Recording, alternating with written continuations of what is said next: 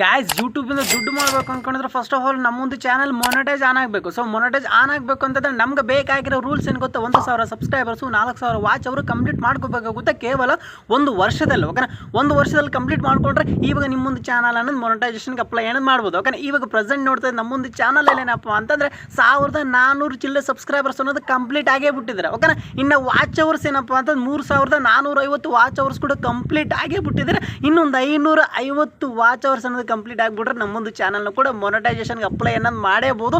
ಆದರೆ ಸಬ್ಸ್ಕ್ರೈಬರ್ಸ್ ಏನಿದೆ 1,000 ಸಬ್ಸ್ಕ್ರೈಬರ್ಸ್ ಅದು ಕಂಪ್ಲೀಟ್ ಆಗೇ ಬಿಟ್ಟಿದ್ದಾರೆ. 550 ವಾಚ್ ಅವರ್ಸ್ ಕಂಪ್ಲೀಟ್ ಆಗಿಬಿಟ್ರೆ ನಮ್ಮೊಂದು ಚಾನಲ್ ಕೂಡ ಮೊನೆಟೈಸೇಷನ್ಗೆ ಅಪ್ಲೈ ಅನ್ನೋದು ಮಾಡ್ಬೋದು. ಆವಾಗ ಯೂಟ್ಯೂಬರ್ ಚೆಕ್ ಮಾಡ್ತಾರೆ ನಿಮ್ಮೊಂದು ಚಾನಲಲ್ಲಿ ವೀಡಿಯೋಸ್ಗಳನ್ನ ಹೆಂಗೆ ಹಾಕಿದ್ಯಾ ನೀವು ಹೆಂಗಿಲ್ಲ ಅಂತ ಚೆಕ್ ಮಾಡಿಬಿಟ್ಟು ಅವ್ರು ಅನ್ನೋದು ಟಿಕ್ ಮಾರ್ಕ್ ಮಾಡಿಬಿಡ್ತಾರೆ ನಿಮ್ಮೊಂದು ಚಾನಲ್ ಮೊನೆಟೈಸ್ ಆಗೇ ಹೋಯ್ತದ. ಓಕೆನಾ, ಸೊ ನೋಡೋಣ ಇನ್ನು ಬೇಗ ಕಂಪ್ಲೀಟ್ ಆಗಲಿ ಆ್ಯಂಡ್ ಮೊನೆಟೈಸೇಷನ್ಗೆ ಅಪ್ಲೈ ಮಾಡೋಣ.